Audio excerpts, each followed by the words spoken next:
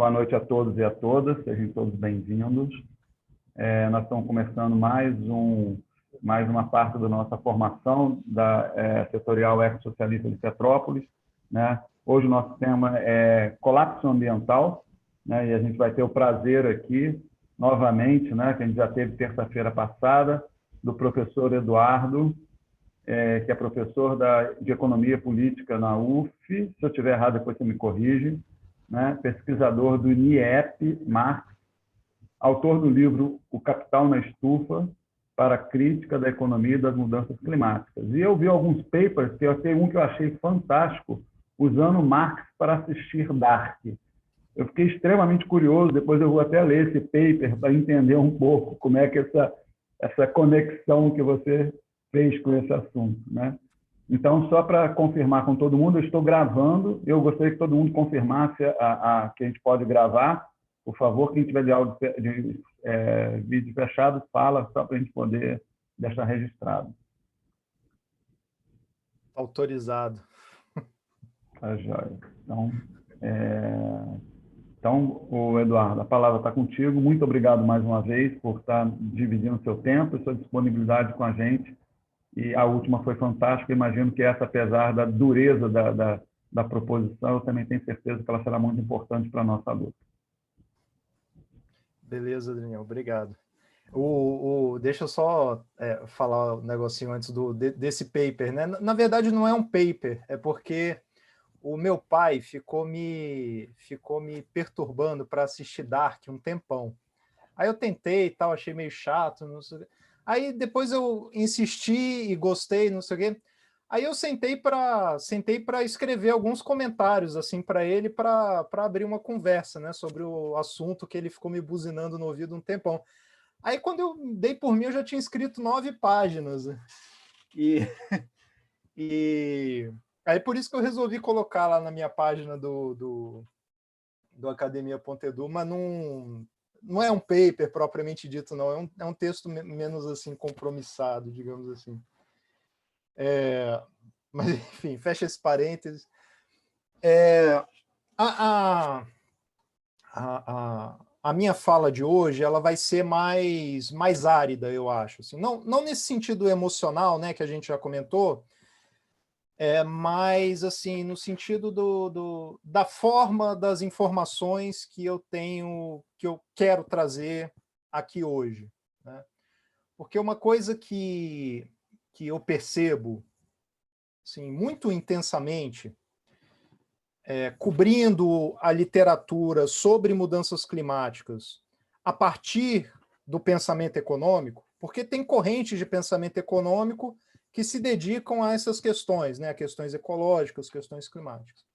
E cobrindo essa literatura, o que eu percebo é que os meus colegas, e aí eu não estou falando dos marxistas, eu estou falando dos economistas mesmo, os meus colegas se dedicam muito precariamente a compreender o seu objeto do ponto de vista das determinações naturais, né? Há um foco excessivo, quase que exclusivo, nas determinações econômicas, quando muito nas determinações sociais do que a gente, enfim, entende como sendo mudanças climáticas, crise ambiental, crise ecológica, colapso, etc.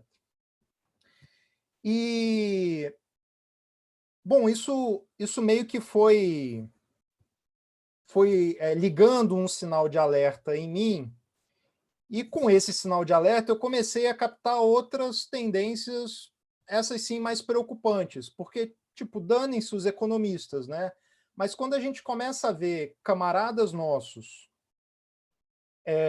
cedendo ao mesmo tipo de falta de rigor, ao mesmo tipo de compreensão superficial de uma questão que é a questão decisiva do nosso tempo, aí sim é muito preocupante, né? Porque o nosso campo é o campo que está vocacionado para executar as transformações realmente que a gente precisa, né? Mas se, a despeito dessa vocação, nós nos equipamos mal né, com a nossa compreensão da realidade, então, muito provavelmente, nós vamos estar mal equipados para realizar essas transformações necessárias.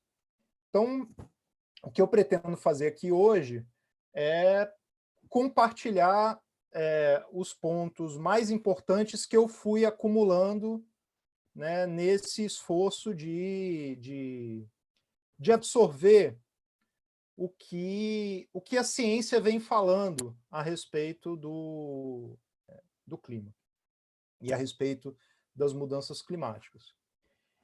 E um primeiro desafio logo se impõe, que é o seguinte: o objeto muda muito aceleradamente.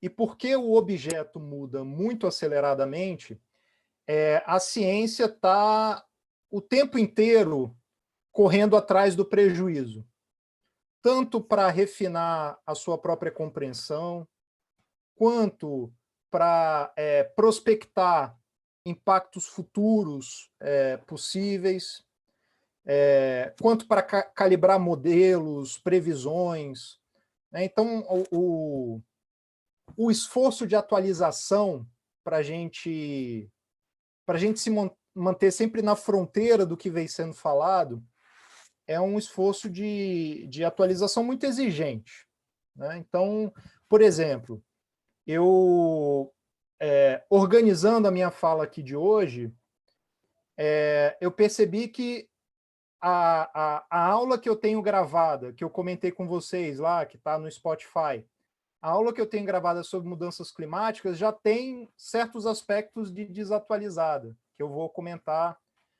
já já. Então, a gente tem que estar sempre correndo muito freneticamente atrás dessa...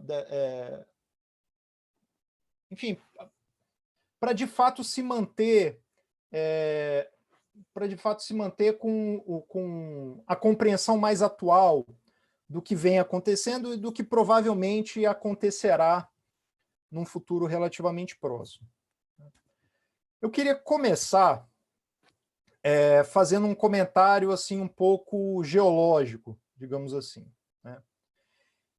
Não sei se vocês estão familiarizados com a escala de tempo geológica, mas para os nossos propósitos aqui, interessa a gente saber que a época geológica mais recente, que compreende mais ou menos os últimos 12 mil anos, foi a época que assistiu à ascensão, à emergência das civilizações humanas, né? Quer dizer, é aí que a gente desenvolve a agricultura, é aí que começam a se proliferar assentamentos mais ou menos permanentes, que começam a se desenvolverem esses assentamentos em civilizações, enfim, todo esse longo curso de mais ou menos 12 mil anos, na verdade é menos de 12 mil anos, mais ou menos 11.700 anos, a gente chama de Holoceno.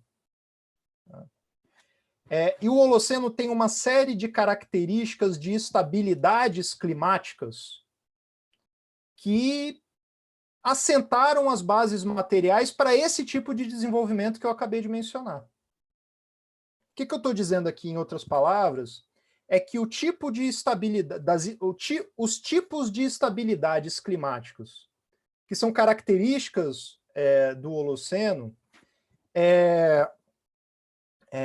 são não só fundamentais para o tipo de vida que nós, seres humanos, viemos desenvolvendo nesses últimos 12 mil anos, não é só importante, mas é um pressuposto.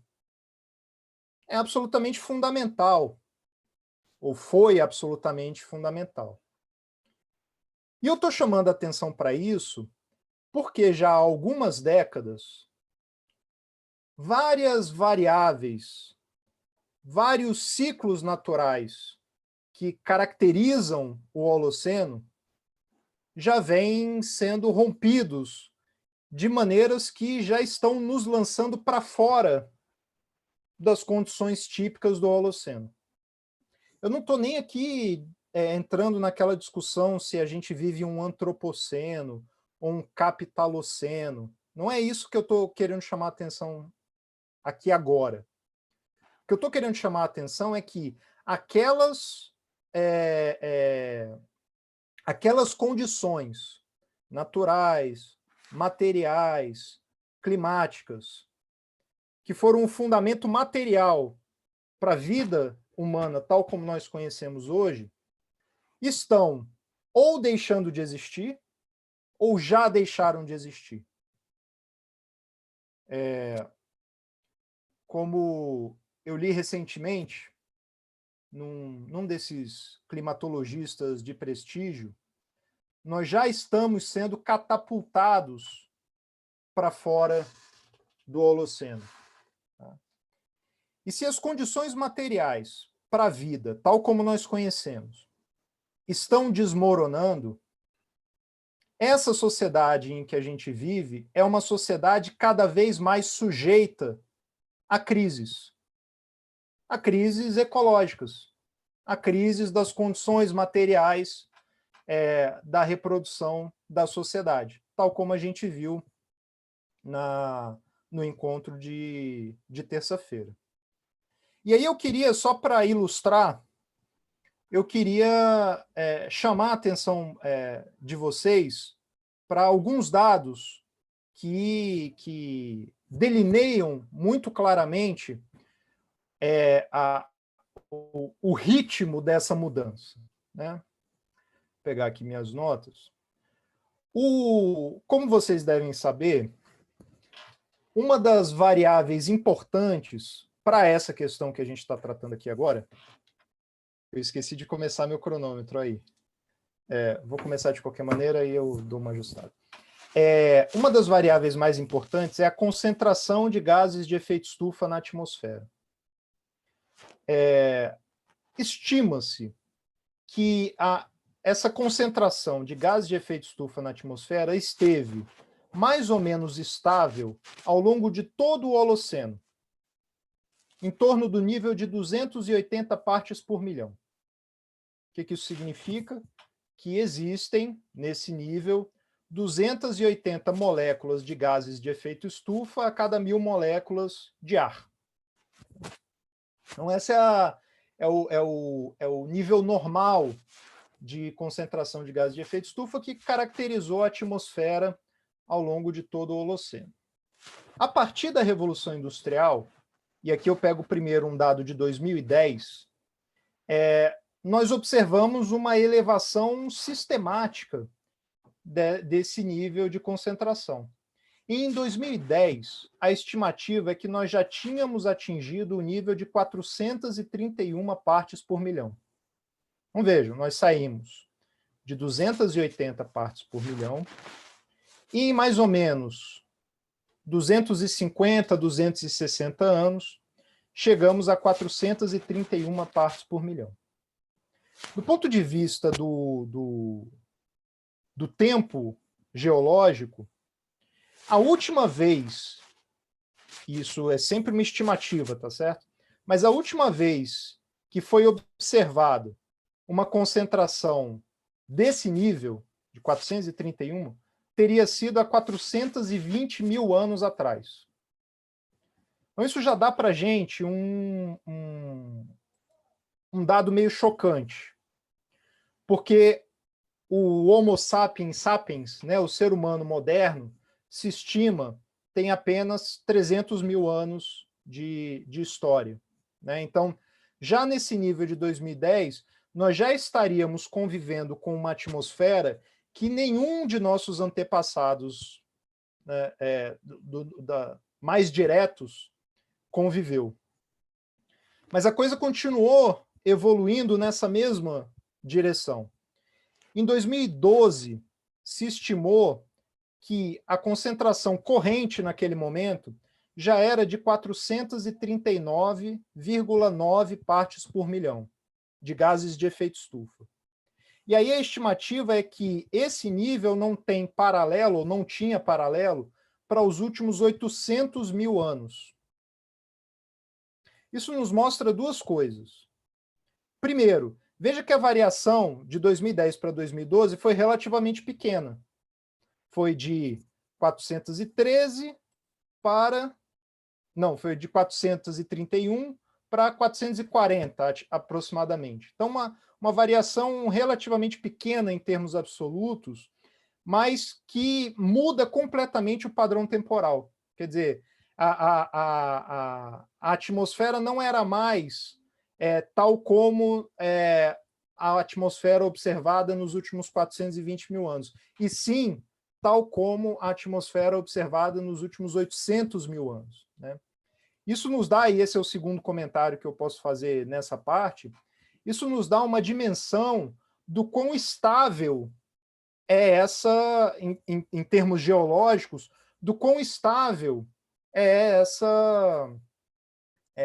esse tipo de variável, né? Então, quando nós falamos que a concentração típica normal do Holoceno foi 280 partes por milhão, nós podemos supor, nós podemos admitir que, apesar de ter havido oscilações, não são oscilações grandes, né?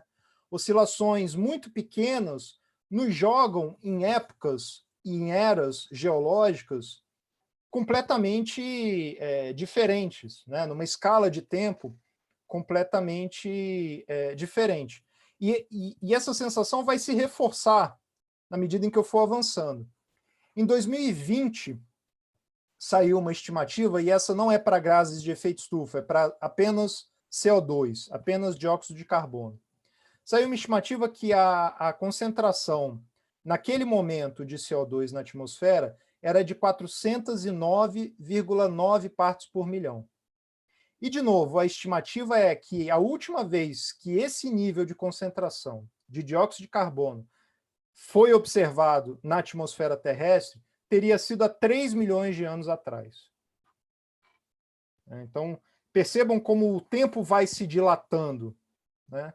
E, mais que isso, nessa mesma época, 2020, saiu uma estimativa com metodologias diferentes e tendo em vista camadas diferentes da atmosfera, saiu uma estimativa que o nível de concentração de dióxido de carbono observado na troposfera não tinha, naquele momento paralelo, nos últimos 7 a 23 milhões de anos.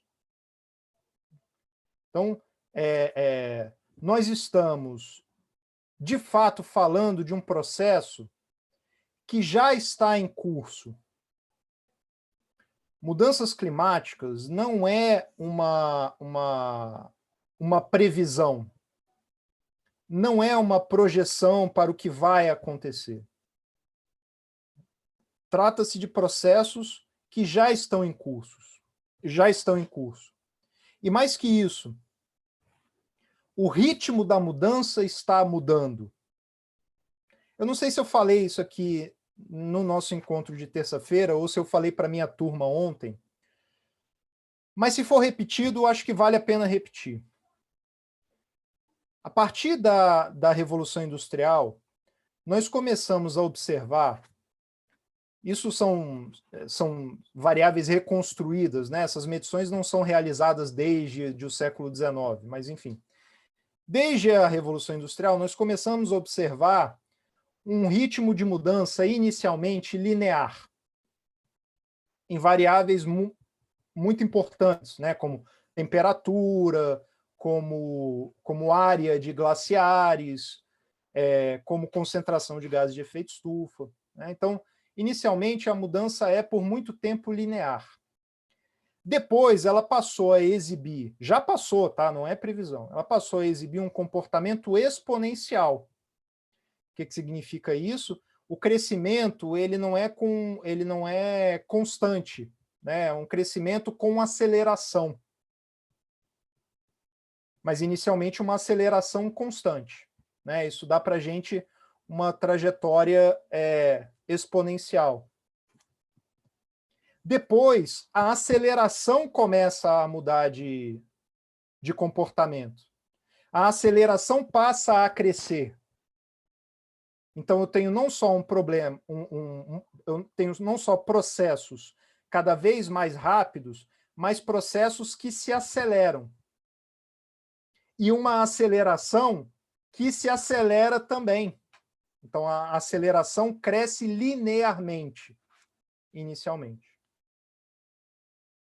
E hoje em dia, em várias instâncias relevantes, por exemplo, a criosfera, né?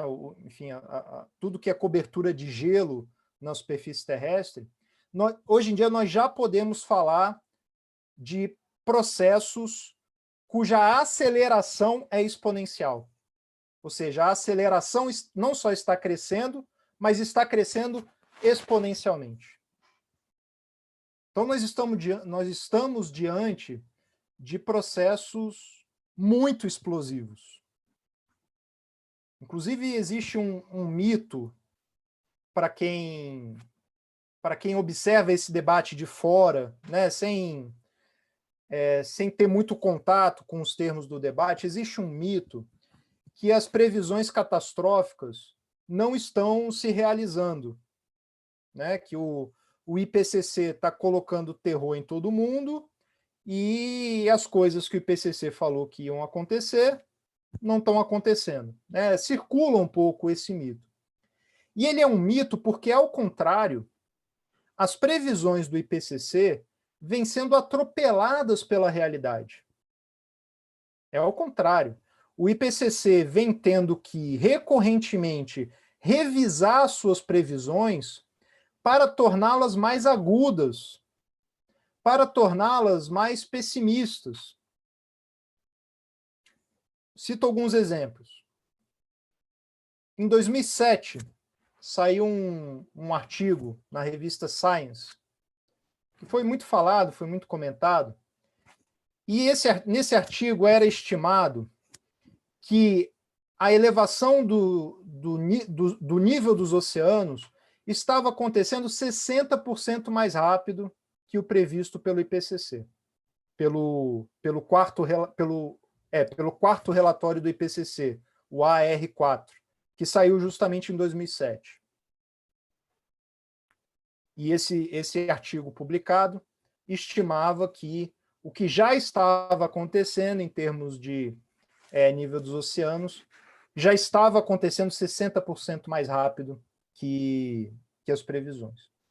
A temperatura, nesse mesmo artigo, se estimava que estava crescendo 30% mais rápido do que as previsões do IPCC. O degelo no Ártico, que foi observado em 2007, em 2016 e em 2019, era esperado para metade do século. O degelo do Ártico, que foi observado em 2012 e em 2020, era esperado para o final do século.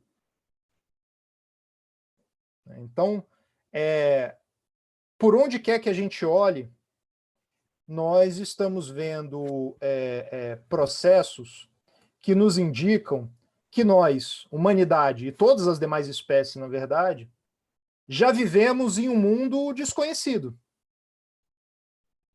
E é um mundo, mais que isso, que vai desafiar crescentemente a nossa capacidade de sobrevivência.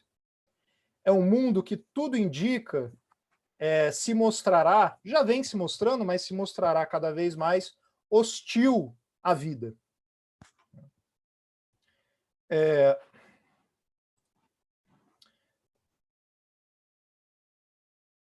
Certo. Então, com isso eu mapeio mais ou menos, numa primeira aproximação, a gravidade do cenário, mas para me aprofundar um pouco mais, eu queria tratar de alguns conceitos básicos, que são conceitos básicos que vocês com certeza conhecem, mas que eu quero só acrescentar alguns poucos detalhes que vão permitir que a gente construa uma imagem um pouco mais rica, né? Um pouco mais definida de qual que são os termos do problema, né? Do que de fato se encontra no nosso horizonte. Bom, se a gente está falando de mudanças climáticas disparadas por um processo de aquecimento global, ou seja, de elevação da temperatura média do planeta, a gente precisa entender quais são, pelo menos, os determinantes fundamentais dessa temperatura que está se elevando, né? E aí talvez o conceito mais fundamental de todos seja o conceito de um balanço energético, né? Quer dizer, o sistema climático do planeta ele é muito fundamentalmente determinado pelo balanço energético no nosso sistema climático. Tá? Então, você tem, fundamentalmente, um fluxo de entrada de energia e um fluxo de saída de energia, né? A energia que entra é a energia do Sol, a energia da nossa estrela. Ela é uma energia de alta frequência, né, de onda curta. E os gases de efeito estufa não interagem com a radiação de onda curta. Ou seja, essa energia ela entra na maior parte no sistema. E aí, para entrar no balanço energético, o planeta emite, para entrar em equilíbrio energético, o planeta emite radiação de onda longa, seja radiação de baixa frequência. Só que os gases de efeito estufa interagem com a radiação de onda longa. Os gases de efeito estufa aprisionam essa radiação de onda longa e a devolvem para o sistema. E a radiação de onda longa ela está precisamente associada ao espectro infravermelho da luz, que está associada ao calor. Tá? Então a gente está aprisionando no sistema, dada a composição química da atmosfera, a gente está aprisionando um tipo de energia que aquece o sistema como um todo. Só para vocês terem uma ideia, se estima que se não houvesse gás de efeito estufa nenhum na atmosfera, a temperatura média do planeta seria mais ou menos de menos 18 graus Celsius. Não é menos 18 graus Celsius, porque se assim fosse, o planeta seria uma bola de gelo, uma bola estéril de gelo. Essa temperatura média hoje gira em torno, se não me falha a memória, de 13 graus Celsius a 15 graus Celsius, mais ou menos. Agora eu não sei dizer precisamente, porque às vezes eu confundo a temperatura de fato e a temperatura que se prevê nós chegaremos. Ou seja, esse diferencial de mais ou menos 30 graus Celsius, que viabiliza a vida e viabiliza o nosso tipo de vida, é devido aos gases de efeito estufa. Tá? Então, quer dizer, os gases de efeito estufa não são vilões em abstrato, né, digamos assim. Mas vejam, uma presença muito minúscula desses gases na composição química da atmosfera é capaz de gerar esse efeito dramático em que a temperatura média do planeta não é menos 18, e sim 13 graus positivos, digamos. Então, o que isso indica é que, embora esses gases existam numa fração minúscula do ar atmosférico, eles têm um impacto tremendo em termos de temperatura. E como vocês viram lá nos dados que eu trouxe no início da minha fala, nós estamos alterando muito aceleradamente a presença desses gases na atmosfera. Nós basicamente saímos de um nível de 280 partes por milhão e hoje já estamos para lá de, se falar só em CO2, para lá de 417, e se falar de gás de efeito estufa em geral, já está para lá de 460, se eu não me engano. Então nós estamos, embora não pareça muito essa alteração em termos absolutos, nós estamos alterando muito profundamente a química atmosférica. E não deve nos surpreender que essa alteração profunda dispare efeitos muito expressivos.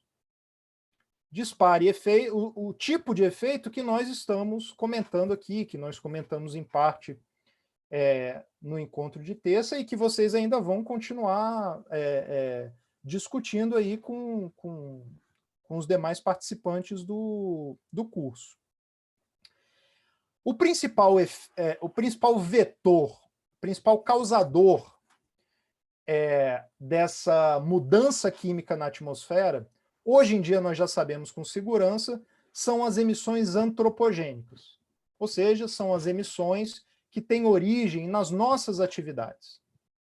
Existem emissões naturais, essas emissões naturais alteram também a química atmosférica, mas hoje nós sabemos que o principal vetor são as nossas atividades. E nós sabemos isso observando que tipo de molécula de carbono que de fato está na atmosfera, né? A molécula de carbono que tem origem na queima de combustíveis fósseis, ela tem uma característica diferente da molécula de carbono que é emitida por ciclos naturais. Então é possível averiguar com muita segurança que nós, de fato, somos os principais responsáveis por essa mudança química na atmosfera. E quando eu começar a comentar aqui com vocês as ordens de magnitude das nossas emissões, eu acho que isso vai ficar ainda mais claro do que já é. Vejam, o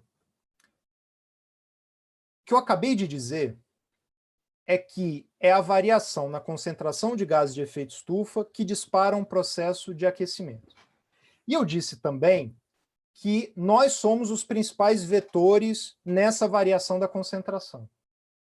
Mas como nós somos os principais vetores? Via emissões. Tá? Ou seja, é preciso ter muita clareza a respeito da diferença entre emissões de gases de efeito estufa e concentração de gases de efeito estufa, e é preciso ter muita clareza como que uma interfere na outra. Tá? E aqui eu vou, para ilustrar, eu vou usar dados concretos. Em 2003, o nosso nível global de emissões de gases de efeito estufa, ou seja, que não conta só o dióxido de carbono, conta todos os gases que têm esse efeito estufa. As nossas emissões estavam no nível de 40 gigatoneladas.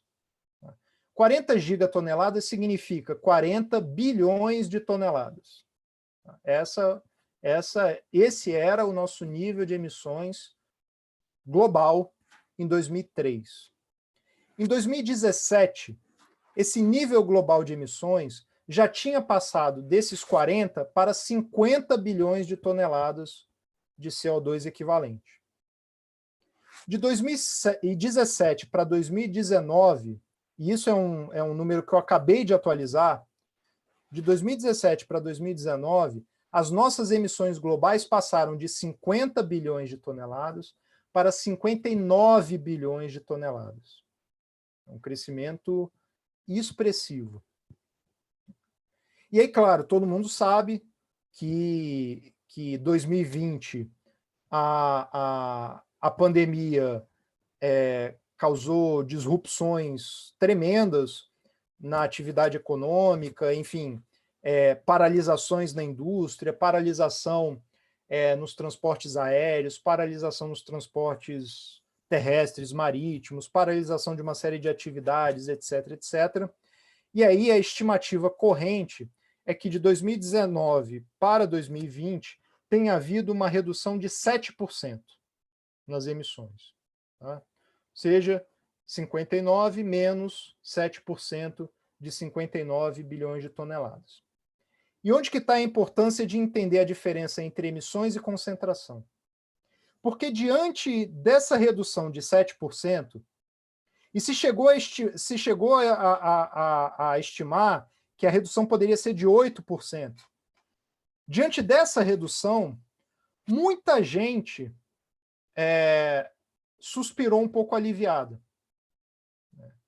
E aí começaram a proliferar aqueles relatos da natureza se regenerando, né?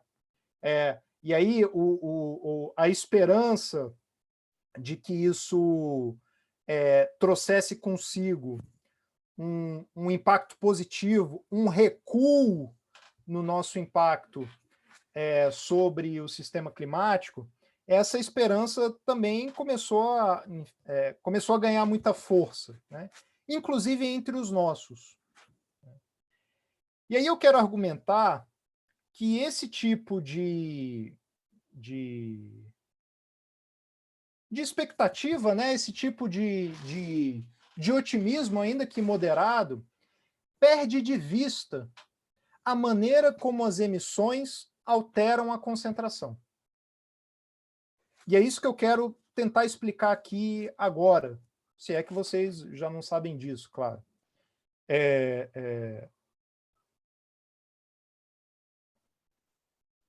Num relatório de 2015, 2014, 2015, o IPCC estimou que entre 1750 e 2011, sistemas oceânicos e florestais absorveram, em média, ao ano, 4,4 bilhões de toneladas de dióxido de carbono. É claro que esse nível varia de ano a ano, né, dependendo da capacidade de absorção dos oceanos e dependendo da capacidade de absorção das florestas. Mas se você pegar toda a absorção estimada para o período de 1750 a 2011 e dividir pelo número de anos, você encontra uma média de 4,4 gigatoneladas absorvidas por sistemas não atmosféricos, ou seja, absorvidas por oceanos e vegetação em geral. Agora comparem esse nível de emissões que não vai parar na atmosfera com o nível de emissões que nós realizamos todos os anos. E notem, em 2019, nós emitimos 59 bilhões de toneladas. Dessas 59 bilhões de toneladas, por aquela estimativa, apenas 4,4 bilhões de toneladas não foram parar na atmosfera. O que isso quer dizer? Isso quer dizer que enquanto o nosso nível de emissões anuais, globais, estiver acima dessa capacidade de absorção de florestas e oceanos, nós ainda estaremos fazendo a concentração de gases de efeito estufa aumentarem na atmosfera. Então não importa, quer dizer, claro que importa, mas independentemente do quão dramática seja a redução do nível de emissões, se ela não é suficiente para nos trazer para um nível de emissões aquém do que sistemas não atmosféricos são capazes de absorver, a concentração continuará crescendo. E como a concentração de gases de efeito estufa é o principal determinante do processo de aquecimento, enquanto nós estivermos emitindo acima desse nível mínimo, que é absorvido por oceanos e florestas, nós ainda estaremos colocando lenha na fogueira do aquecimento. Então isso já começa a dar para a gente o desafio, né? Já começa a dar para a gente a magnitude do desafio, o tamanho do monstrengo, do resultado que nós precisamos obter.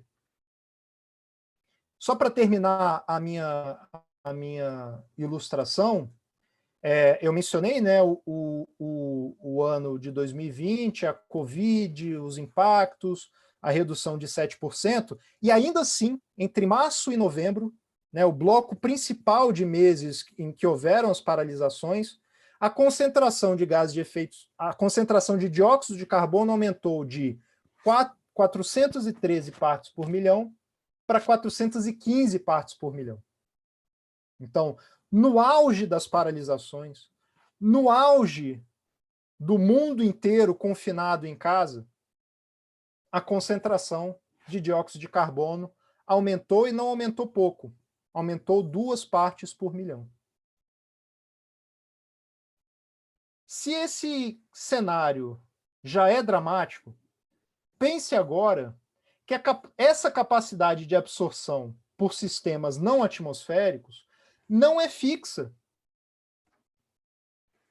Se parte do que nós emitimos é absorvido por florestas, na medida em que há um processo de desmatamento, essa capacidade de absorção das florestas diminui. Portanto, o que é absorvido pela atmosfera aumenta também por essa via. Se a gente pensar nos oceanos, e que quanto mais eles absorvem dióxido de carbono, mais acidificados eles ficam. E quanto mais acidificados eles ficam, mais eles ficam desertificados. E aí tem um organismo muito importante para esse balanço gasoso dos oceanos, que são os fitoplânctons. Eles morrem a partir de um certo nível de pH dos oceanos, a partir de um certo nível de acidez dos oceanos. Então, a capacidade dos oceanos de absorver dióxido de carbono pode se inverter. Os oceanos podem se transformar em emissores líquidos de dióxido de carbono, o que seria um processo natural que acrescentaria ao fenômeno das mudanças climáticas. Inclusive, esse mecanismo dos oceanos relacionado à sua própria acidez, ao seu nível de acidez, me ajuda também me dar um gancho para falar de um outro conceito importante, que é o conceito de ponto crítico. Qual que é a ideia de ponto crítico? É a ideia de um estágio que, uma vez ultrapassado, certas estabilidades se rompem definitivamente. Tem um ponto crítico muito conhecido, muito falado, que é o que relaciona concentração de gases de efeito estufa e temperatura média do planeta. Até hoje, essas duas trajetórias têm andado mais ou menos lado a lado. Ou seja, à medida que nós vamos aumentando a concentração de gases de efeito estufa, a temperatura vai subindo mais ou menos no mesmo ritmo. Mas o entendimento predominante hoje é de que existe um ponto crítico nessa relação. Ou seja, um ponto crítico a partir do qual, uma vez ultrapassado um certo nível de concentração, a trajetória do aquecimento assume um comportamento de aceleração abrupta. É como se as trajetórias se descolassem. E aí, a partir desse ponto, não importaria mais tanto o que a gente conseguisse fazer em termos de conter o crescimento da concentração de gases de efeito estufa. Porque outros processos de retroalimentação já entrariam em jogo. Aquele que eu mencionei dos oceanos é um deles. A gente tem um sistema natural que mais absorve dióxido de carbono do que emite, e nós podemos interferir nesse sistema natural de tal modo que essa relação se inverte. Ele passa a emitir mais do que absorver. E com isso ele se torna mais um vetor importante do aquecimento. Um outro mecanismo de retroalimentação bastante conhecido é o do permafrost, do solo permanentemente congelado, que é um solo rico em matéria orgânica, e uma vez que ele começa a derreter, uma vez que ele começa a degelar, essa matéria orgânica entra em decomposição e emite metano.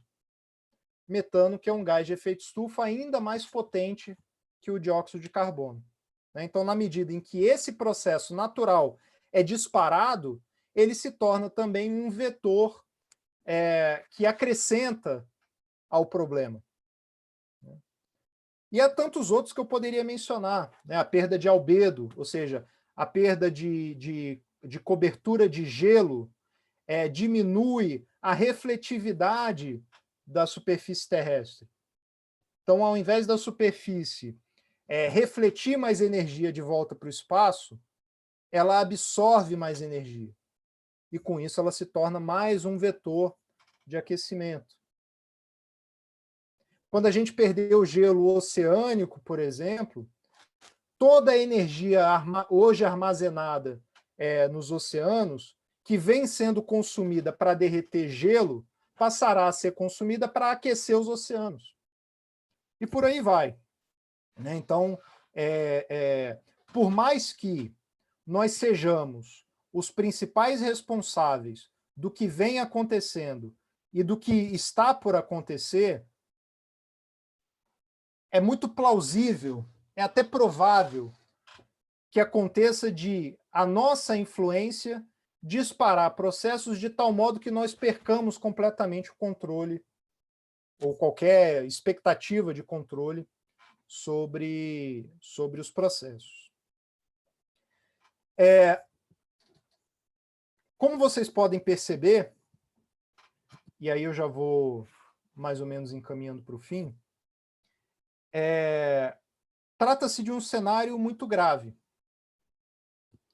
Não só por conta do que pode acontecer, mas por conta das escalas, né, que nos defrontam. Não é apenas uma questão, um problema de consenso, de encontrar um consenso político, né, para realizar uma tarefa relativamente simples.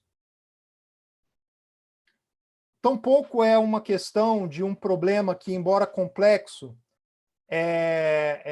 vá se desenrolar num prazo muito longo, o que, portanto, nos daria tempo de reunir condições adequadas para tratar do problema. A gente está falando de uma questão cuja escala é muito assustadora,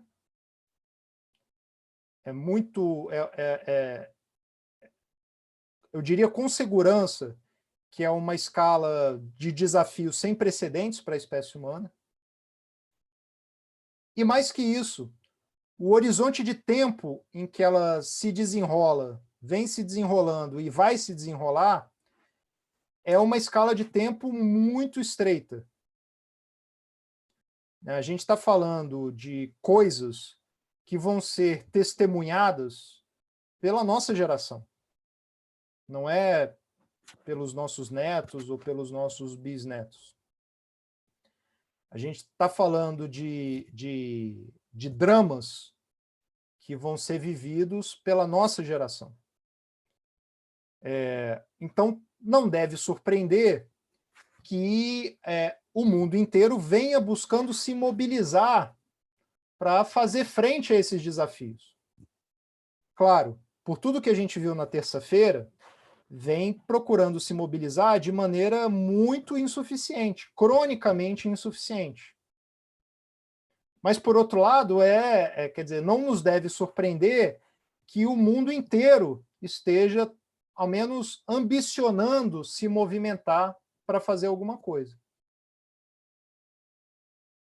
Porque o desafio é muito claro e os riscos são muito claros. E aí, nesse tipo de mobilização internacional, cronicamente insuficiente, a gente vai ver uma série de metas. No início dos anos 90, a meta mais veiculada era de 1 grau Celsius. O que isso quer dizer? Nós não poderíamos deixar a temperatura média do planeta se elevar 1 grau Celsius acima da temperatura média pré-industrial, de meados do século XVIII. Então, essa era a meta mais debatida no início dos anos 90. E o fato dela ser a mais debatida revela um entendimento de que qualquer aquecimento acima de 1 grau Celsius era perigoso, trazia riscos intoleráveis, trazia riscos que deveriam ser evitados. Como vocês sabem, claro, essa não foi uma meta que teve vida longa, né? No início dos anos 2000, e com mais força, a partir de 2007, passou-se a se falar de uma meta de 2 graus Celsius. Essa certamente é a meta que todos conhecem. É a meta que, até 2015, com o Acordo de Paris, era a meta mais discutida, né? De novo, ela revela o entendimento de que os riscos intoleráveis estariam para além dos 2 graus Celsius. Que até os 2 graus Celsius a gente estaria no lucro, assim, digamos, numa análise de custo-benefício, né? E essa meta de 2 graus, ela passou a ser ponderada, digamos assim, ela passou a ser repensada, especialmente a partir de 2015, com os Acordos de Paris, passou-se a se falar de uma meta de 1,5. Então, 1,5 seria o nosso limite tolerável de aquecimento. A partir de 1,5, os impactos seriam grandes demais, as perdas humanas, biológicas, etc., econômicas, seriam grandes demais, então não podemos deixar passar de 1,5. Essa é a meta que começou a aparecer a partir de 2015. Em 2018, o IPCC se dedicou a pensar o que nós precisamos fazer, então, para alcançar essa meta, ou seja, para não deixar aquecer mais do que 1,5. Nesse relatório de 2018, estou aqui resumindo, mas esse é o espírito da coisa, o IPCC diz o seguinte: para a gente ter chance de não passar de 1,5 graus Celsius de aquecimento, nós precisamos chegar em 2030 com um nível de emissões 45% menor que o nível de emissões de 2010. Então, entre 2010 e 2030, nós precisaríamos ser capazes de reduzir nossas emissões globais anuais em 45%. Isso nos dá o seguinte valor: nós precisaríamos chegar a 2030 emitindo, no máximo, 24,6 bilhões de toneladas de gases de efeito estufa. Para colocar essa meta em perspectiva, vamos pegar dados que eu já apresentei aqui. Lembrem-se que, em 2019, nós emitimos 59 bilhões de toneladas. E que, de 2019 para 2020, nós reduzimos em 7% essas emissões. Muito bem, se nós repetimos essa mesma redução de 7% todos os anos até 2030, a gente não bate a meta. A gente vai chegar em 2030 emitindo 26,5 gigatoneladas e não 24,6. A gente estaria com uma gordura, com um excedente de emissões de 2 bilhões de toneladas. Então, veja, para bater essa meta intermediária de 2030, nós precisaríamos repetir um nível de sucesso de abatimento que só aconteceu na história recente da humanidade, de 2019 para 2020, por conta de todo o pandemônio econômico, social, sanitário que se abateu sobre a humanidade. É esse o nível de sucesso que a gente precisa ser capaz de alcançar, não só uma vez, não só esporadicamente, mas por 10 vezes consecutivas, para mesmo assim chegar um pouquinho acima da meta. E aí isso não é suficiente. Isso é uma espécie de uma meta intermediária. O IPCC vai dizer, para a gente conseguir manter o teto de aquecimento em 1,5, a gente precisa, a partir daí, chegar a 2050 com um nível de redução de emissões globais de 100%. claro que trata-se de alcançar um nível de emissões nulas, líquidas. Ou seja, nós vamos continuar emitindo gases de efeito estufa como quer que nós vivamos, qualquer que seja a forma de organização social.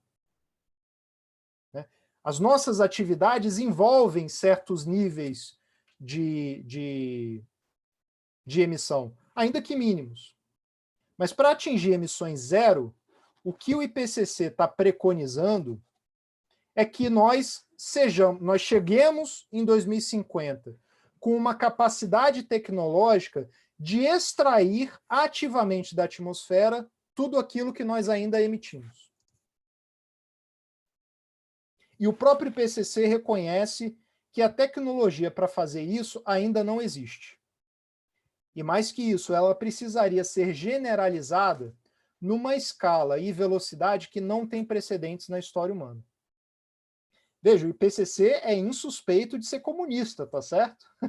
Não, a gente não está falando de um grupo de cientistas subversivos que quer tocar o terror na humanidade, não.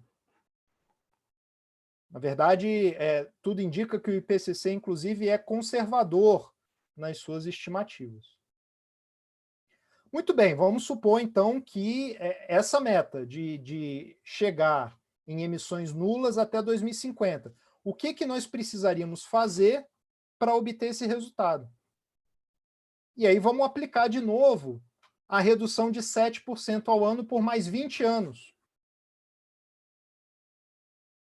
Chegando em 2030, emitindo 26,5 bilhões de toneladas e reduzindo a partir daí, por 20 anos consecutivos, as emissões anuais em 7% todo ano, nós chegamos em 2050 emitindo 6,2 bilhões de toneladas de gases de efeito estufa. Diante da meta, o que isso significa? Isso significa que nós precisaríamos chegar a 2050 com uma capacidade tecnológica de extrair da atmosfera uma quantidade de gás de efeito estufa superior à quantidade que todos os oceanos e todas as florestas no mundo são capazes de absorver. Lembrando, o número estimado é 4,4 bilhões de toneladas. É essa a dimensão do desafio. Nós precisaríamos, por 30 anos consecutivos, reduzir as emissões anuais 7% todo ano, e ainda assim nós precisaríamos chegar em 2050 com uma capacidade tecnológica que, para os nossos padrões atuais, se assemelha muito a filme de ficção científica. Esses são os termos do problema. E não nos ajuda ignorá-los, não nos ajuda tratá-los como se eles exigissem uma mera questão de convencimento ou de consenso político. Claramente, se é que nós pretendemos ter alguma expectativa de caminhar dentro dessas metas, o nível de cavalo de pau que a gente tem que dar na humanidade é muito absurdo. E para tornar a situação ainda mais dramática, o IPCC estima que se nós fizermos todo esse... se nós seguimos toda essa trajetória que eu acabei de descrever de maneira bem sucedida, a chance de nós ainda assim ultrapassarmos 1,5 é de pelo menos 33%. Essa é a probabilidade que eles estimam. Não é negligenciável, né? Então a gente está realmente, na melhor das hipóteses, caminhando num fio da navalha muito afiado. E só para deixar vocês com uma última informação, esse mesmo IPCC, nesse mesmo relatório, estima que se todas todos os compromissos, todos os compromissos declarados no Acordo de Paris forem cumpridos integralmente, a gente estaria apenas no meio do caminho de realizar essas metas que eu acabei de descrever. Que é mais uma informação que acrescenta a dramaticidade da nossa situação. Portanto, e aí eu encerro com isso, não parece ser exagero usar a palavra colapso, ou usar o termo colapso iminente. É de fato isso que se anuncia no horizonte, e é de fato com isso que nós precisamos lidar.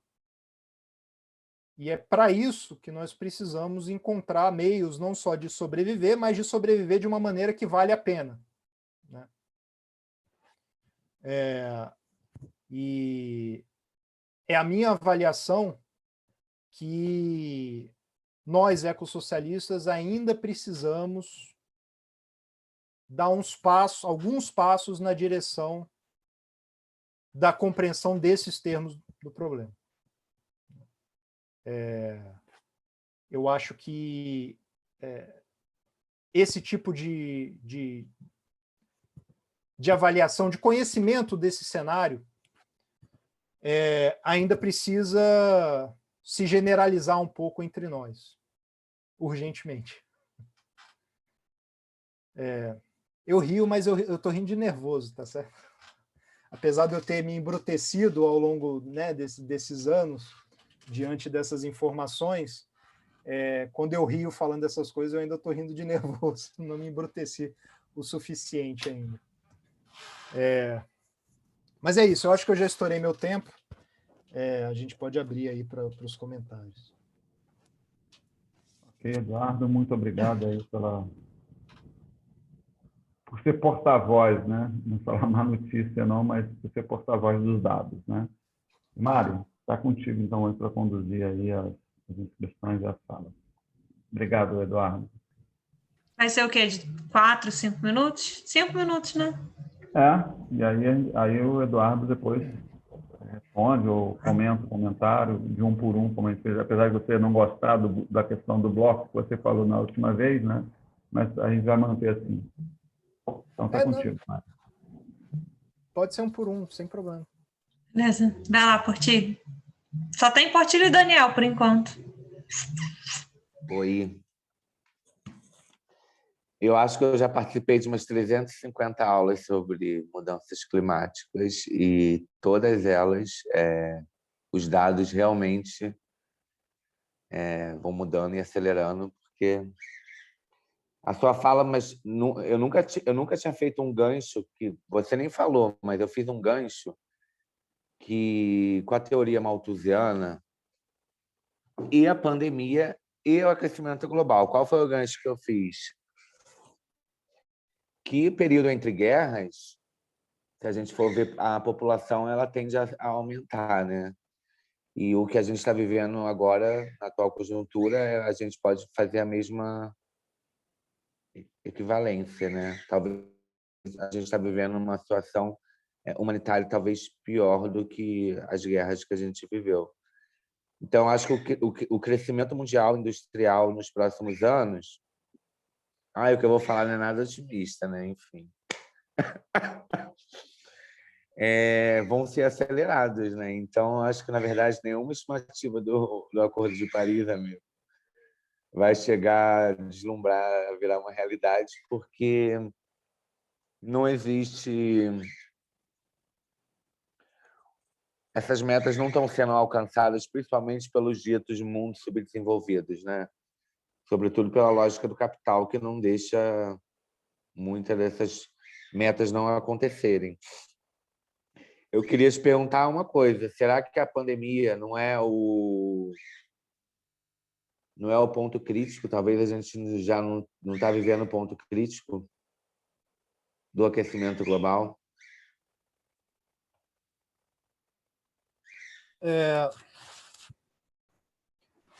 Assim, eu sempre, quando eu vou tentar explicar a ideia de ponto crítico, eu uso um singular, né? E uso como ilustração aquele ponto crítico que eu mencionei, né? Que é a relação entre concentração e temperatura. Mas, na verdade, há uma série de pontos críticos, né? Quer dizer,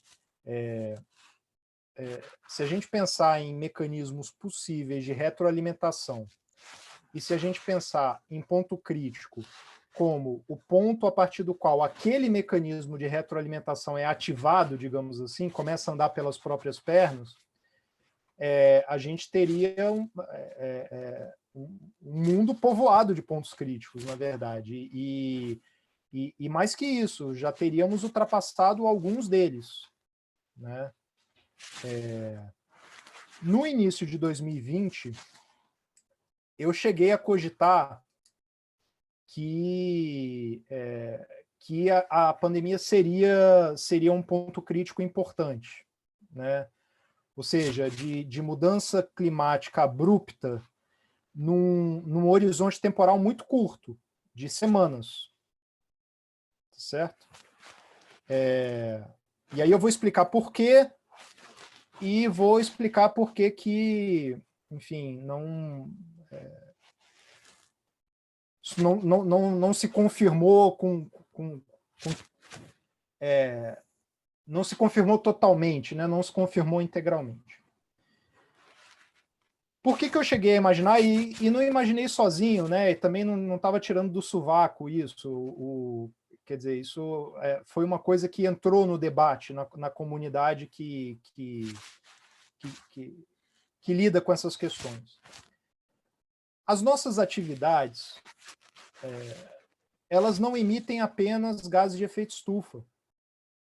Elas emitem também outros tipos de, enfim, tipos diversos de partículas, e entre essas partículas, as nossas atividades emitem partículas que funcionam como uma espécie de guarda-chuva para a entrada de energia no sistema.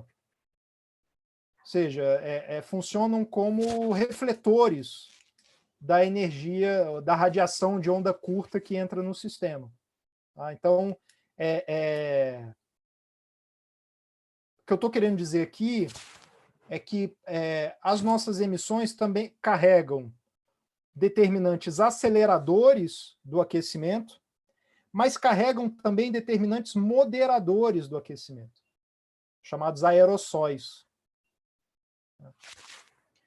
O problema é, os gases de efeito estufa, que são os determinantes aceleradores, eles permanecem na atmosfera por décadas.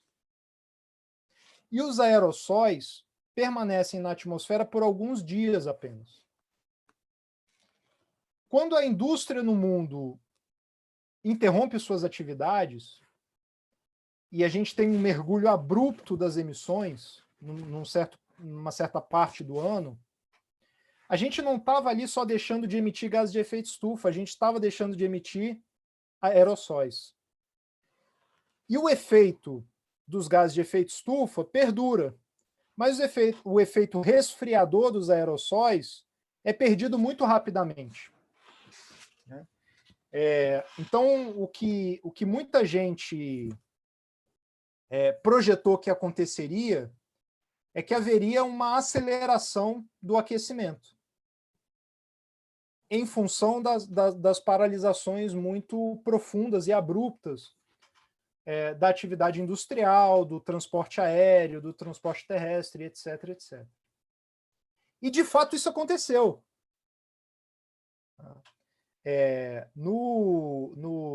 Na região do Ártico, a anomalia de temperatura para 2020, acumulado para 2020, bateu em 5 graus Celsius. Quer dizer, a gente está falando aqui de uma meta de não deixar aquecer entre 1,5 e 2. E, ao mesmo tempo, nós observamos, em 2020, uma região importante do planeta que esteve, no acumulado para o ano, 5 graus acima, não é dos níveis pré-industriais, não. 5 graus acima de uma temperatura média, uma média que é tirada entre 1981 e 2010. Marte esteve 5 graus acima da temperatura média desse período, de 1981 a 2010. Um aquecimento muito, muito expressivo. Algumas regiões da Sibéria estiveram entre 15 a 20 graus Celsius mais quentes do que essa base, do que essa temperatura base que eu acabei de mencionar. Né? Agora, por que eu disse que a expectativa diante da pandemia não se confirmou completamente? Porque, ao que tudo indica, isso foi uma oscilação provocada pela contração das nossas atividades, mas não foi uma oscilação que colocou um processo de aquecimento retroalimentador. Né? Talvez isso não tenha acontecido ainda. Né? Mas eventos como esse, eventos como a pandemia, podem sim ser disparadores de aquecimentos abruptos e irreversíveis. E eu digo mais uma coisa a respeito da pandemia. O tipo de desestabilização do cotidiano que nós vimos acontecer, que nós estamos vendo acontecer ao longo da pandemia, é brincadeirinha de criança diante do que se espera que vai acontecer num futuro bem próximo, provocado pelas mudanças climáticas. A gente não teve, por exemplo, nenhum nível sério, generalizado de desabastecimento de comida, por exemplo. Sempre há desabastecimentos locais, né? Inclusive quando o capitalismo está funcionando segundo o seu normal, né? Sempre há processos de fome, de desabastecimento. Mas a gente não viu acontecer nenhum processo de desabastecimento em escala global, por exemplo. E isso pode acontecer num futuro muito próximo.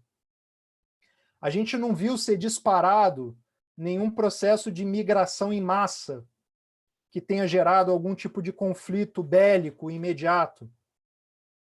E isso pode acontecer num futuro muito próximo, disparado por mudanças climáticas. A gente não viu nenhum tipo de tensão geopolítica que tenha ido às vias de fato. E isso pode acontecer num futuro muito próximo. Então, assim, o que eu venho defendendo, né, nos debates com os nossos camaradas é que nós precisamos aprender as lições da pandemia. A pandemia nos mostrou muitas limitações da nossa capacidade de mobilização e de intervenção na realidade imediata. Não só como sociedade, de um ponto de vista mais geral, mas também como esquerda organizada. E mais, como esquerda revolucionária também. Porque a pandemia não foi um raio num céu azul. Né? Quer dizer, ela nos pega profundamente despreparados, mas não é porque ela não era previsível. Em muitos sentidos, ela era previsível. Inclusive, se a gente pegar o caso especificamente brasileiro, né? A gente viu o tsunami chegando em câmera lenta. E ainda assim, nós fomos pegos profundamente despreparados. A gente precisa entender por quê. Não é só porque a gente é burro. A gente não é burro, acho, né? Não é só porque a gente estava com preguiça de se preparar. A gente precisa entender as razões mais estruturais para esse déficit de organização, para esse déficit de preparação. E precisa entender que tem certas coisas que estão vindo aí que são previsíveis.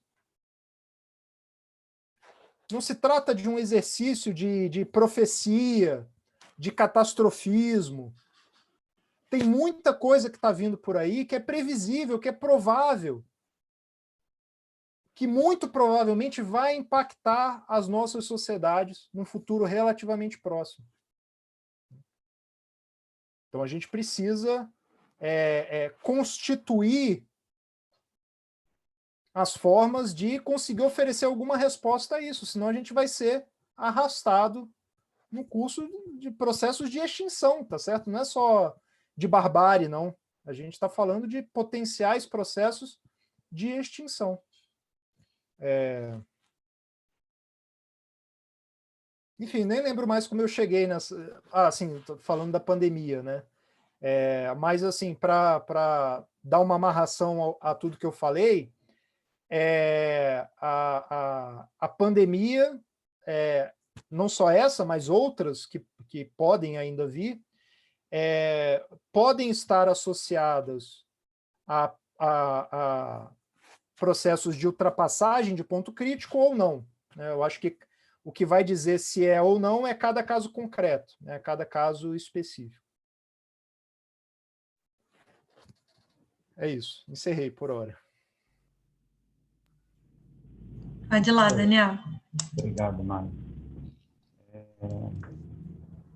Eu acho que é isso, né?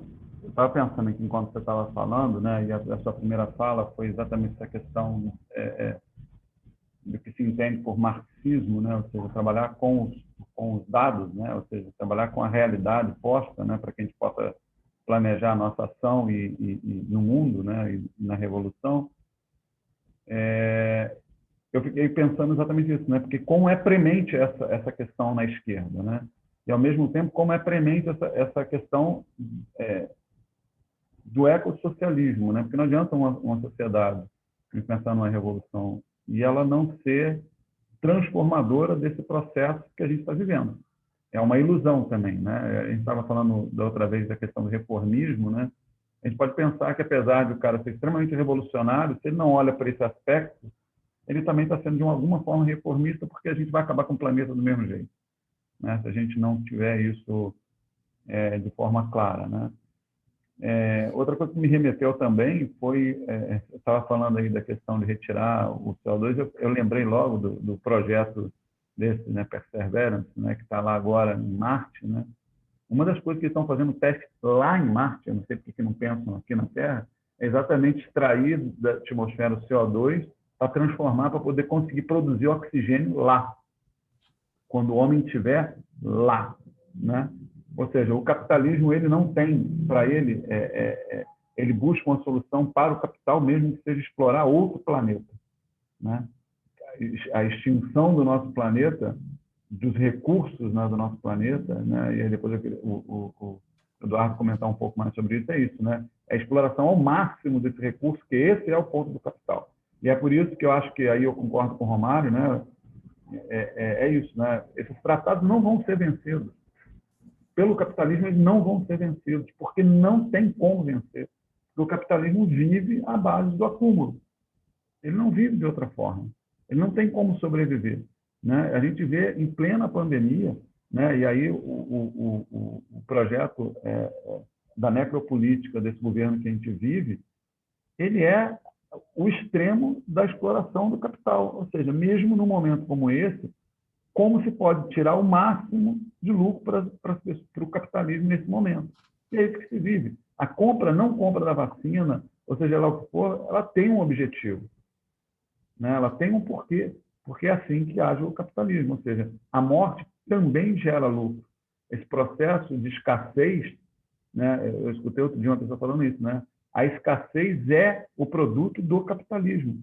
Ou seja, a gente viver com a miséria do outro, né? Você estava falando da questão da comida também, né? A gente vê aí a falta de alimento, ela já é constante no capitalismo, né? Ela só é mitigada, ou seja, ela não deixa ao extremo da fome.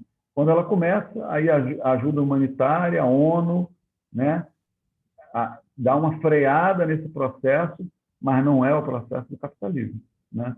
E assim, eu estou logo lembrando da Mariana, da Cris, né? A Maria também se passou, ai meu Deus do céu, e agora, né?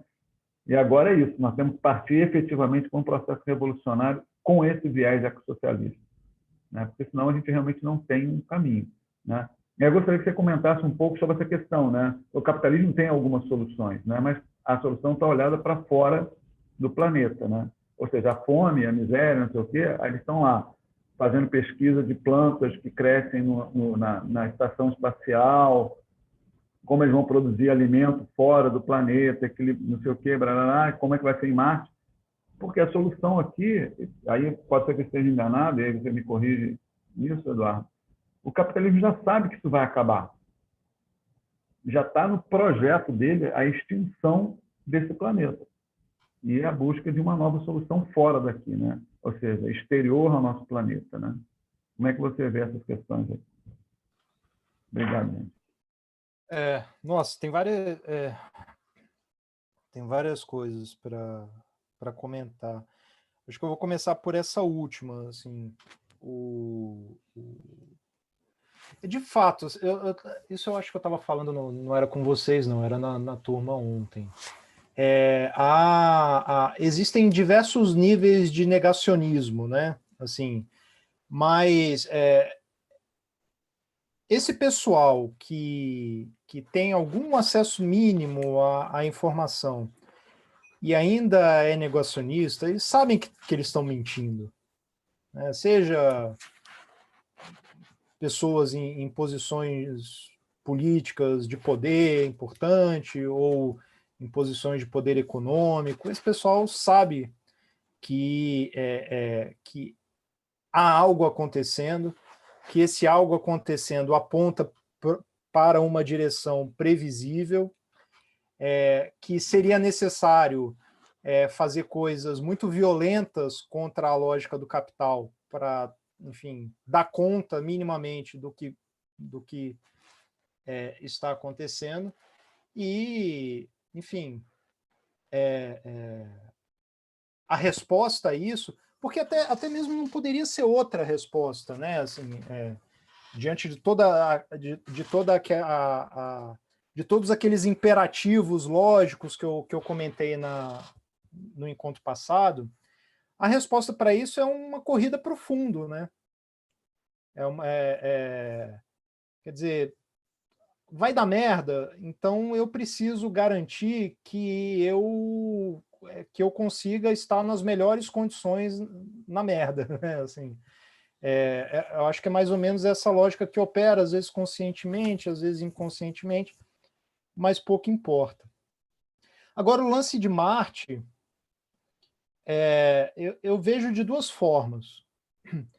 Primeiro, se existe uma expectativa genuína de tratar esse tipo de empreitada como uma espécie de bote salva-vida, é uma expectativa completamente idiota, né? Assim, porque se de alguma maneira nós tivéssemos capacidade de habitar um planeta completamente estéril como é Marte, nós não precisaríamos sair do planeta Terra, por mais violento que esse planeta se transformasse, né? Quer dizer, não faz nenhum sentido imaginar que a gente seria capaz de colonizar Marte ao mesmo tempo em que a gente tivesse se demonstrado incapaz de permanecer na Terra, digamos assim, né? Então, assim, não fecha a conta.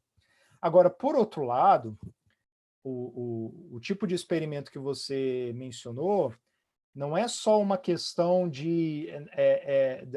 da sanha do capital por encontrar qualquer novo espaço, né, de atividade lucrativa. Tem um aspecto também que esse tipo de experimento de geoengenharia é perigoso para cacete. É muito perigoso. Então, o próprio IPCC fala isso, a gente vai precisar extrair ativamente da atmosfera gases de efeito estufa, mas a gente não sabe o que vai acontecer com o ciclo do carbono, como que o ciclo do carbono vai reagir diante dessa nossa interferência. Então é muito perigoso, para aquele otimista tecnológico que se sente conforto imaginando que a gente pode um dia desenvolver uma tecnologia que tira o gás carbônico que a gente coloca na atmosfera, para esse otimista, ele está perdendo de vista que a tecnologia pode até existir, mas a reação dos sistemas naturais a essa tecnologia pode ser completamente imprevisível e pode se voltar contra nós. Então, acho que, em parte, é isso também, assim, de conduzir certos tipos de experimento fora do planeta mesmo. Acho que tem um pouco disso. Sobre os tratados, eu queria tomar cuidado para não ser confundido com um otimista em relação aos tratados, né? Eu chamo os acordos de Paris, por exemplo, para deixar claro o quão dramática é a distância entre o que a gente precisa fazer, o que a gente está dizendo que a gente vai fazer e o que a gente está conseguindo fazer. São distâncias muito grandes, né? Então, é claro que enquanto essa lógica expansiva estiver presidindo a dinâmica social, enquanto essa lógica expansiva do capital estiver presidindo a nossa vida, a maneira como nós reproduzimos o nosso cotidiano, a maneira como nós organizamos a nossa produção de riqueza, a nossa distribuição de riqueza, enquanto isso estiver acontecendo, qualquer meta que seja, qualquer acordo que seja, que aponte num sentido de moderação do nosso impacto material sobre o planeta, será irrealizável. Por mais sincero que seja a meta, por mais sincero que seja o compromisso, será irrealizável, né? Então, acho que a fórmula é mais ou menos essa. Se a gente quisesse executar integralmente os acordos de Paris, mesmo isso, que não é lá uma meta tão ambiciosa, já exigiria de nós superar o capitalismo, né? O problema é que nem isso é suficiente diante do que a gente precisa de fato fazer. E aí, por último, você falou da coisa da escassez, né? Eu não sei se isso apareceu na nossa conversa na terça-feira, mas a coisa da escassez é um tema sensível, porque quando a gente fala de escassez, e aí isso remete também para a fala do Portilho, quando a gente fala de escassez, a gente é imediatamente remetido a um debate meio neomalthusiano, né? Quer dizer, que é um tema meio tabu, falar de limites.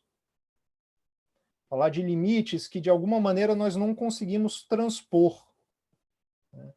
E falar de limites é falar de escassez. E tem um bloco grande do nosso meio que vai rejeitar, vai interditar essa discussão de saída, primeiro dizendo que falar de limite, falar de escassez é uma coisa neomalthusiana, e segundo dizendo que escassez é uma coisa puramente social. Ou seja, a gente não resolve a escassez porque a gente vive no capitalismo. Se a gente vivesse no socialismo, nós poderíamos viver numa sociedade pós-escassez. Nós poderíamos viver numa sociedade da abundância material para todos. Nós poderíamos viver numa espécie de comunismo ecológico de luxo. Eu acho que isso é um equívoco. Por mais que seja correto reconhecer que existem determinantes sociais da escassez, é um equívoco achar que sejam apenas determinantes sociais. Existem determinantes naturais também. Se esse mundo está se transformando de forma que a nossa capacidade de produzir alimentos em grande escala vai ser reduzida, então a gente está falando de um nível de escassez que é determinado naturalmente. Não tem organização social que vai conseguir controlar completamente isso, esse limite natural. Se a gente está falando de um mundo em que os recursos hídricos se encontram completamente degradados, poluídos, mortos, então a gente está falando de um nível de escassez que tem determinantes naturais, seja qual for a nossa forma de organização social. Aqui eu mencionei só dois, né? Duas dimensões de escassez, mas a gente não pode se render à tentação de achar que, uma vez superado o capitalismo, né, virou uma chave mágica que resolveu qualquer desafio de limites materiais.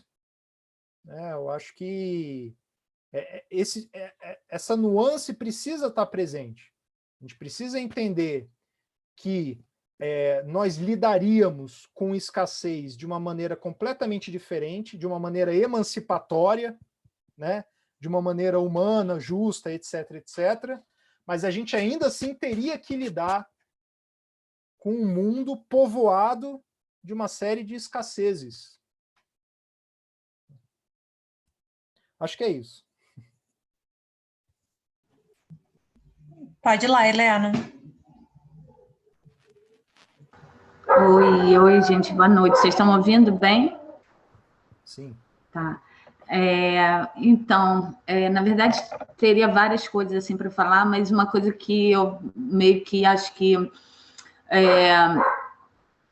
fecha assim um pouco toda essa ideia de como pensar essas constatações. Primeiro, de que é isso, a gente já passou do ponto crítico do cenário 1, né? O menos mal. Então, assim, não é realmente questão de prever mais nada, é questão de se preparar. E aí incorporar isso para uma, quer dizer, determinar uma linha de ação que não mais é em termos de atingir as metas, mas é aceitar que essas metas, pelo menos para o cenário 1, já não são alcançáveis, e aí pensar em políticas realmente de resiliência extremamente locais, que é onde a gente consegue intervir mais a médio e curto prazo, né? E especialmente, na verdade, eu acho que é o que os capitalistas fazem. Até Daniel, quando colocou ali, ele terminou a fala dele perguntando, né, será que o capitalismo tem soluções? Eu acho que ele tem, só que não é para todo mundo, né? Ou pelo menos assim, ele não inclui todo mundo nas soluções para os problemas que eles criam. E basicamente, então, a gente vê uma coisa que, de repente, a gente está pensando praticamente a realidade de Petrópolis, por exemplo, que é uma situação que uma cidade que ambientalmente está privilegiada, tem uma situação confortável, vamos dizer, no momento, não em termos de relatórios e tudo mais, a gente sabe quais são as vulnerabilidades, mas e de repente a gente acha que, por exemplo, um problema que não existe pode ser, na verdade, a nossa ameaça mais próxima, que é, por exemplo, a questão da água, né? Não só de escassez, mas de contaminação. E aí eu estou pensando isso porque, na verdade, é aquilo. Enquanto a gente tinha uma ideia de que a gente tinha que trabalhar para que não aumentasse a temperatura da Terra em 1,5 grau, né? Isso dá um tipo de ação que, na verdade, libertava um pouco de ações individuais. Agora eu fico pensando se não é o momento de ver exatamente cada um cuidar do seu quadrado mesmo, porque, na verdade, a gente não tem como controlar mais a temperatura da Terra. E não vai ter como prever realmente como vai acontecer, qual vai ser o efeito da desertificação da Amazônia, aqui ou acolá. Então, assim, a gente pode, obviamente, imaginar, especular, mas, assim, saber se isso vai agir junto com a poluição do Rio Doce, porque a gente ainda está num cenário desse, que a gente não tem reserva hídrica, não tem reserva orgânica, não tem reserva humana, as mudanças, o que vai, o aquecimento, a salinização, escassez hídrica, tudo isso já está acontecendo, não é nada para daqui a 10 anos, é coisa do momento. Só que, enfim, eu acho que, ao mesmo tempo que dá essa sensação de, bom, realmente a gente tem que agir para apagar fogo, né? Também dá uma ação maior assim, a nível local, né? Exige mais, porque no final é aquilo, bom, regular a emissão de indústria no Brasil, não sei, entendeu? Se a gente, até porque é aquilo, não vai ser isso que vai mudar, o planeta inteiro está emitindo numa quantidade que ninguém controla, mas eu acho que a gente consegue controlar, por exemplo, as nascentes que ainda existem em Petrópolis, né? Então, quer dizer, e segurança hídrica é um dos pontos, né? Assim, que eu acho que desenha o pior cenário, né? De qualquer mundo sem água, né? Enfim, e aí a minha questão é essa, como é que a constatação disso, como é que, bom, diante disso que todo mundo já temos que aceitar, como é que isso muda as nossas linhas de ação política no dia a dia? Como é que isso muda nossas pautas emergenciais? E como é que costurará para que realmente, porque eu acho que é isso que a Europa faz, eles lá não estão fazendo para que a temperatura de lá não aumente, só que eles estão fazendo cidades com ar-condicionado em tudo. Tá entendendo? Porque eles sabem, e aqui no Rio não vai acontecer isso, aqui a gente vai ver gente morrer de calor, porque, obviamente, 70% da cidade não vai conseguir controlar a temperatura para idosos e tudo mais. Então, assim, essas são as questões, né? Que a gente, nível local, tem que ver como é que... E aí eu acho que, por exemplo, a pandemia foi bem isso, né? Na verdade, são ações locais e realmente... de cotidiano, né? Definitivas, né? Enfim, é isso. Eu falo que também gosto de falar, gente, então tem que cortar. Ainda tem 15 segundos, se quiser. Não, eu passo. Beleza. Assim, eu vou responder de duas maneiras, Helena.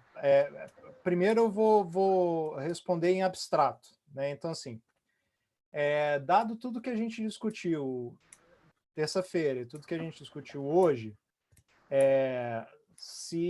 quando a gente formula a pergunta o que fazer, em abstrato a gente seria obrigado a responder: superar o capitalismo para ontem e se preparar para o impacto, né? Se preparar para o que vem. Tá?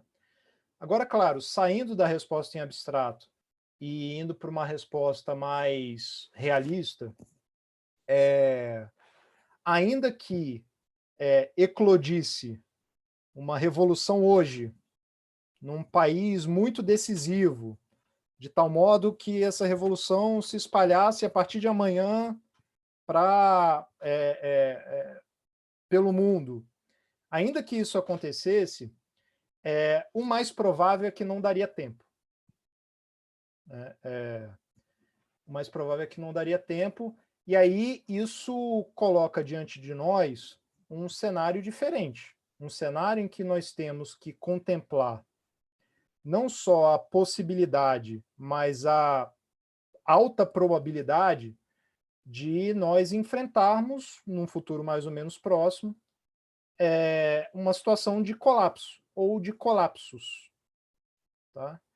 E aí a nossa pergunta, o que fazer, precisa ser respondida à luz desse cenário. E eu tenho pensado, e aí eu quero dar um sinal de alerta que, e vocês vão saber disso, claro, eu ainda sou muito marginal nesse tipo de... Né, existem alguns autores aí que eu acho que vão numa linha parecida, mas o que eu vou dizer aqui agora ainda está na margem do nosso debate, tá certo? Mas eu tenho pensado muito numa resposta em 3 linhas, mais ou menos, tá certo? Uma primeira linha vai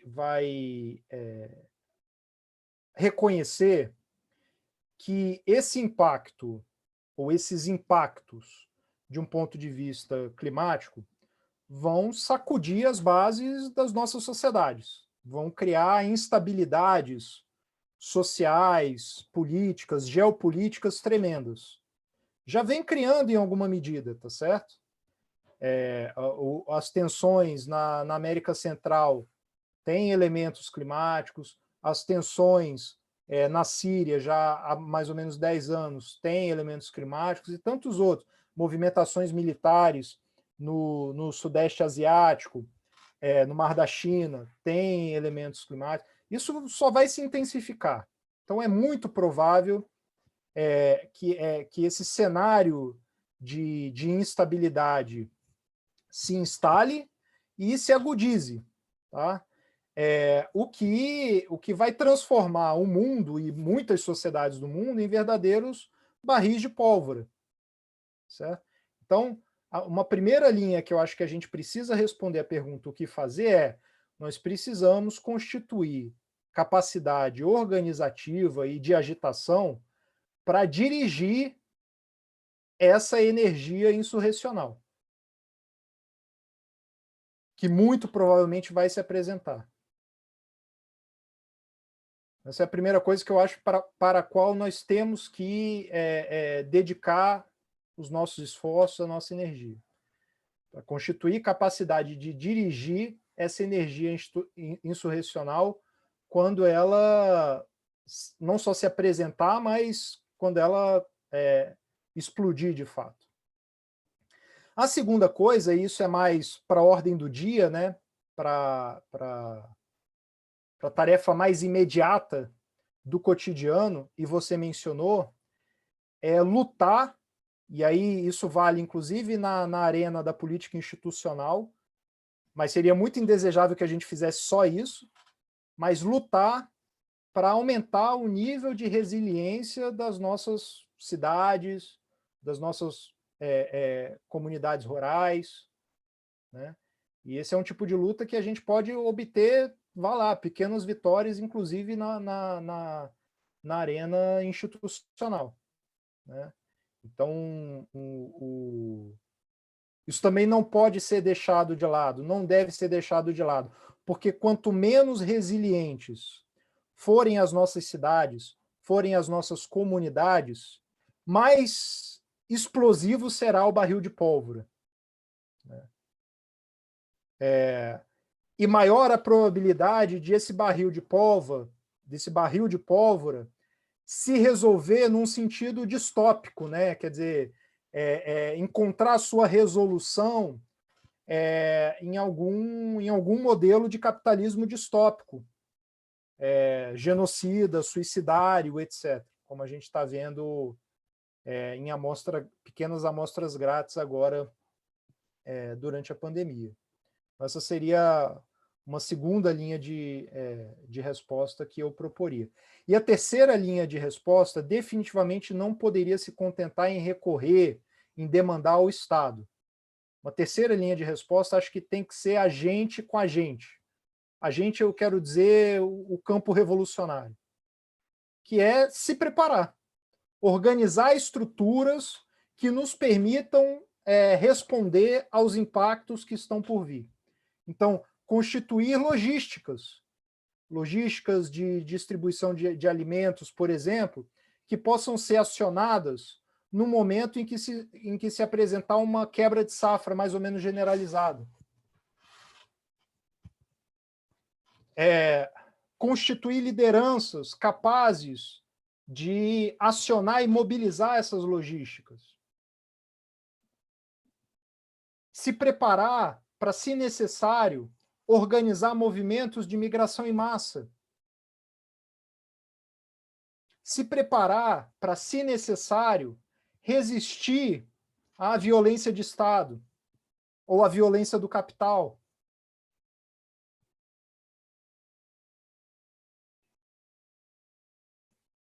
Criar bancos de sementes. Formar os nossos quadros em coisas que hoje em dia a gente não dá tanta atenção. Seria importante que cada um de nós tivesse conhecimentos básicos dos principais cultivos, das principais técnicas de bioconstrução, de agroecologia, de manejo dos recursos hídricos. Coisas bem práticas, né? Acho que se a gente apostar todas as fichas em uma dessas linhas, a gente está mal servido, né? Pelo menos da maneira como eu entendo hoje em dia, a nossa resposta para a pergunta o que fazer precisa dar conta dessas três vias. Conseguir extrair do Estado e do capital o máximo de resiliência antes que os principais impactos se abatam sobre nós. constituir a nossa capacidade de dirigir a energia insurrecional acumulada e que vai estourar mais dia, menos dia, e também constituir a capacidade de nos organizarmos em um eventual cenário de desorganização social profunda. Eu vou por aí. Claro, eu tenho plena consciência que não é um tipo de resposta que nos permite criar um imaginário muito idílico, né, muito esperançoso. Mas ainda assim eu argumentaria que não é um tipo de resposta que nos diz que nós não temos alternativa. É um tipo de resposta que nos diz que o nosso leque de alternativas é bem estreito. E quanto mais a gente rejeita essa tarefa que se coloca diante de nós, mais o leque de alternativas se torna mais estreito. Eu vou por aí. Esse é o meu esforço de convencimento atual dos nossos camaradas. Dani, vai fechar? Vai lá. Bom, na verdade, eu vou aproveitar para fechar, né? Porque realmente a gente está chegando no final, mas eu quero fazer mais uma colocação só para contemplar um pouco aí a sua fala, Eduardo. Eu comecei a ler essa semana, eu esqueci o nome do rapaz que escreveu o livro. Foi lançado agora pela Boitempo, mas eu vou lembrar daqui a pouco, mas trata muito sobre Rosa Luxemburgo, né? E você, nessa sua fala aí, me remeteu a algumas coisas, uma das coisas que ela fala é do poder de auto-organização do povo, nesse momento revolucionário, né? E porque eu realmente acredito cada vez mais que a solução não é individual. Eu vou sempre discordar dessa questão, e você falou isso na aula passada, também tocou um pouco sobre essa questão.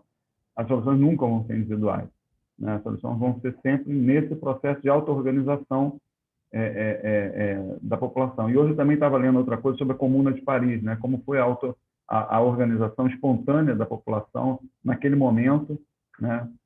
Que foi um momento singular, né? Não foi um processo, né? Mas ele foi um momento singular, né? Que disparou todos aqueles eventos.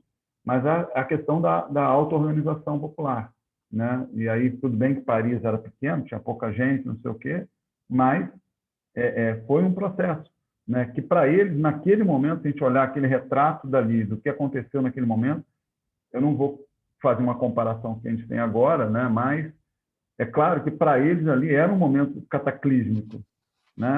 A Prússia entrando dentro de Paris, né? Um acordo e não sei o quê, a população passando fome, falta de água, falta de infraestrutura.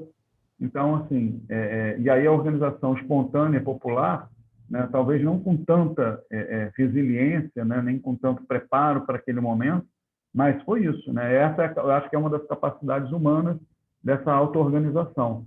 E é claro, quanto mais, aí é um pensamento meu, quanto mais a gente tiver em foco, né, essa questão de começar a se preparar, se organizar, para que a gente possa trabalhar esse cenário futuro você não, né? Que o planeta está colocando aí em vista, eu acho que é uma solução. Eu não sei como é que você enxerga isso, mas eu acho que essa é a coisa, né? E eu vou te passar a palavra para a gente fazer o encerramento, você fazer o encerramento do nosso dia. E eu queria agradecer muito a presença de todo mundo, né? Dar parabéns para o Romário, depois a gente no final abre o microfone depois da fala do Eduardo, para a gente bater palmas aí para o Romário, cantar um parabéns rapidinho para ele, né? Apesar de todos esses momentos, a gente está vivo e a gente tem que combater até o final, né? Até o último momento, né? Mas como é que você vê isso, Eduardo? E aí faz as suas conclusões aí. E muito obrigado, cara. Muito obrigado por esse momento com a gente aqui. Não, foi um prazer. Eu que agradeço o convite, foi ótimo.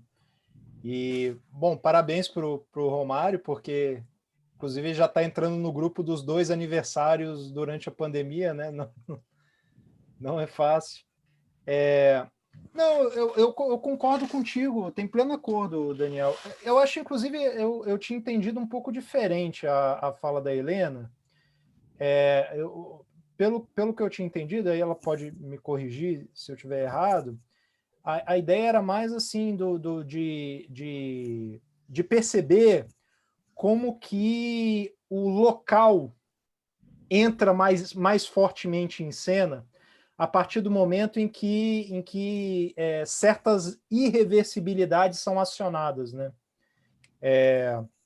Então, eu não tinha entendido tanto que se tratava de uma saída individual. Você está certo. Tá. Isso aí, Edu. Não, aí eu concordo, assim, aí eu posso concordar com os dois, então, tanto com o Daniel quanto com a Helena. Não é, de fato, não é a saída individual, e eu acho que a gente teve oportunidade de conversar bastante sobre isso, mas a questão local realmente ela vai se tornando cada vez mais premente por um motivo simples.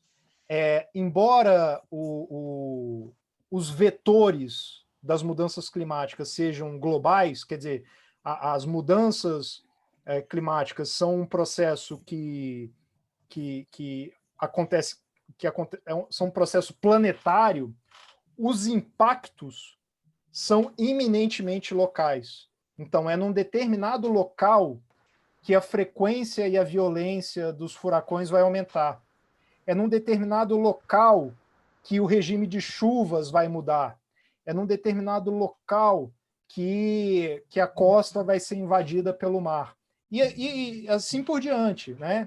Então, respostas para garantir a habitabilidade desses lugares vão ter um aspecto local incontornável, né?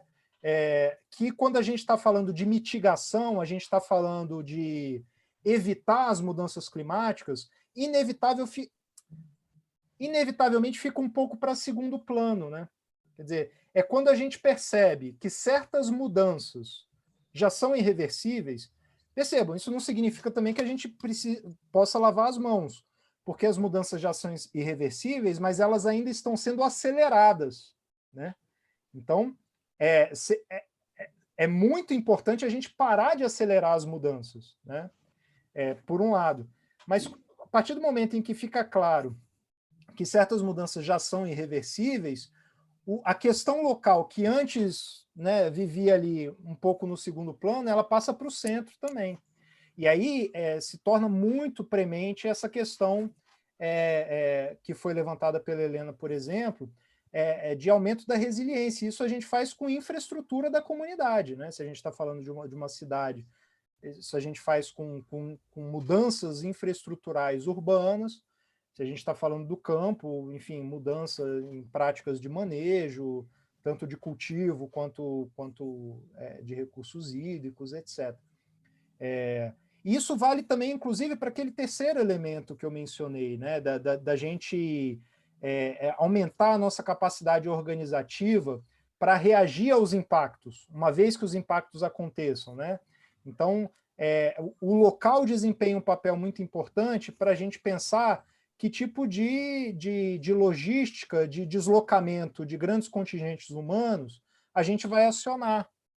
O local é importante para a gente pensar para onde ir, para a gente pensar se a gente vai definitivamente ou se a gente vai temporariamente, né?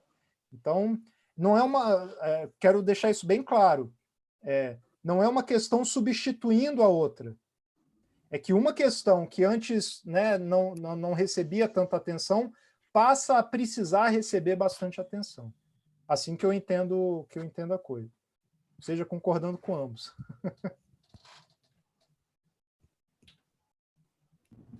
Perfeito, Eduardo. Então vamos fazer o seguinte, vamos abrir as câmeras para a gente tirar uma foto e vamos abrir os microfones para a gente cantar parabéns. E mais uma vez, Eduardo, muito obrigado pela sua presença. A gente vai salvar de novo. Eu não sei se a gente mandou o link da outra para você, mas senão depois eu mando o link das duas gravações para você. Tá bom? Beleza. Tá ótimo. Vamos lá? Microfones abertos para a gente cantar parabéns para o Romário. Quem vai puxar? Eu puxo. Tu abre os microfones. Parabéns para você. você. Nessa data querida, muitas